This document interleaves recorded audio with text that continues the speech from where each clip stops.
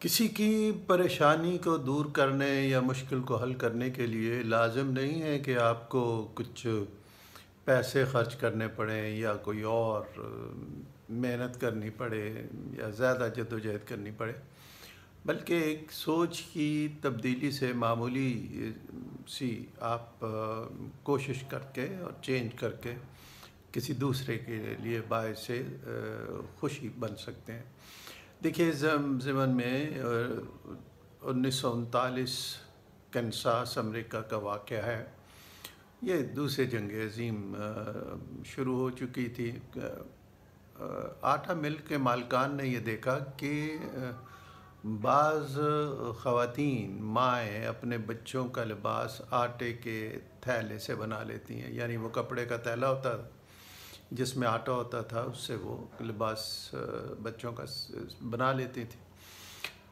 کسی بھی وجہ سے تنگ دستی، غربت، کوئی بھی وجہ ہو، تو وہ کچھ اچھا تو نہیں لگتا ہوگا کہ اس میں آٹے کی چیز پرنٹڈ ہے۔ بچے بھی شاید اچھا محسوس نہ کرتا ہوں، ماں باپ کو بھی اپنی کم مائیگی کا احساس ہوتا ہے، شرمندگی ہوتی ہو۔